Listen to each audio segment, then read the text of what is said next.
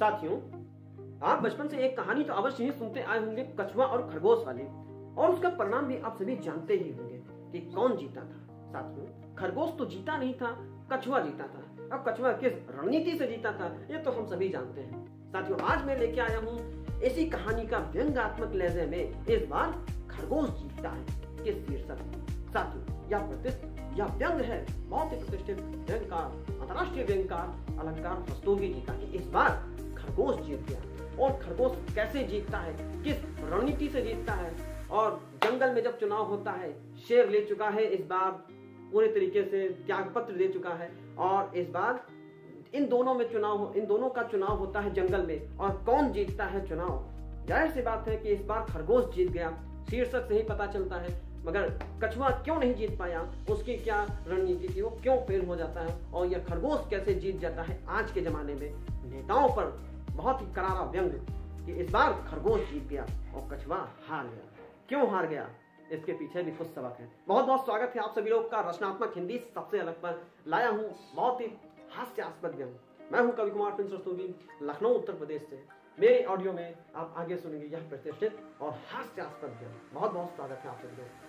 Channel को like, subscribe, share अवश्य करें। साथियों, स्वागत है आप सभी लोग का रचनात्मक हिंदी सबसे अलग पर। तो आज प्रस्तुत है व्यंग अंतरराष्ट्रीय व्यंगकार अलंकार रस्तोगी का, और इस बार खरगोश जीत गया।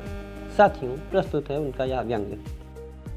जिस कछुए और खरगोश वाली कहानी को सुना कर आपके दादा और नाना ने आपको बचपन से ही परिश्रमी बनाने का एक असफल प्रयास किया था, मैं आपको आज उसका सीक्वल यानी पार्ट 2 सुनाने जा रहा हूं। दोस्तों, चलिए कहानी एक रिकैप कर लिया जाए। कहानी का एक कुछ यूं रिकैप लिया जाए।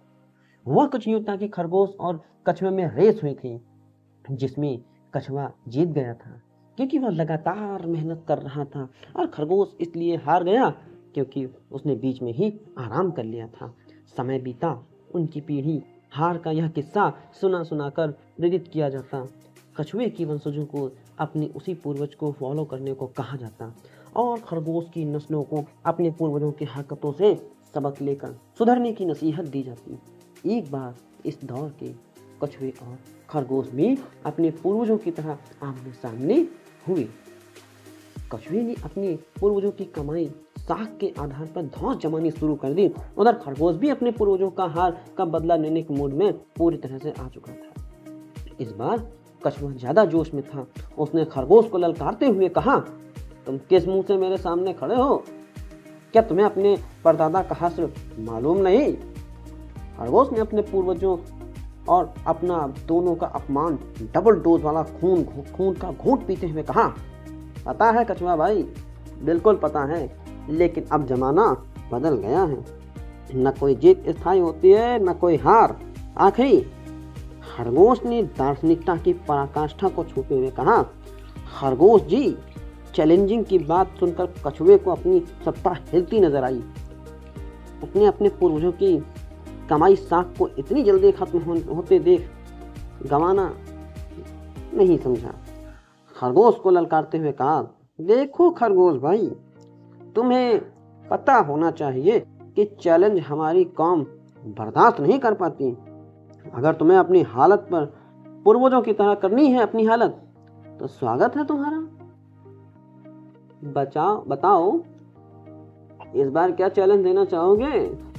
घमंड के उच्चतम शिखर पर विराजते हुए कछुए ने खरगोश को हुक्की दे डाली।